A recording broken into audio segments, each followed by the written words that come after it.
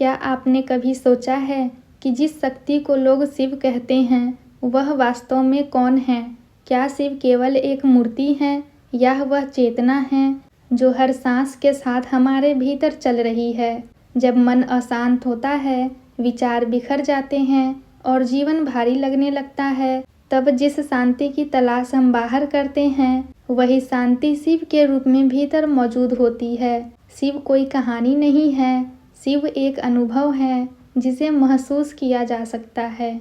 नमस्कार दोस्तों, आप देख रहे हैं पवित्र पथ, जहां हम जीवन के गहरे सत्य को सरल शब्दों में समझने का प्रयास करते हैं।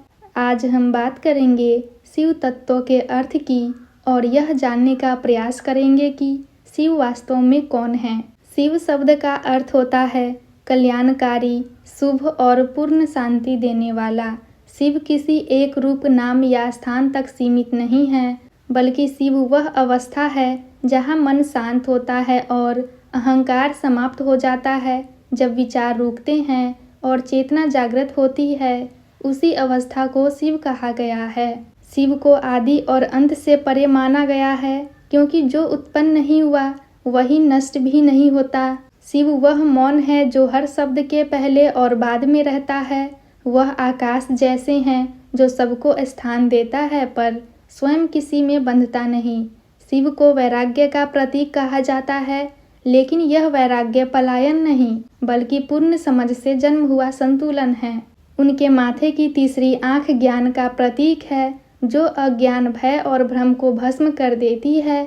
उनके गले का विष यह दर्शाता है कि वे संसार की पीड़ा को अपने भीतर समेटकर भी शांत रहते हैं। शिव का डमरू यह सिखाता है कि सृष्टि की हर गति एक लय में चलती है।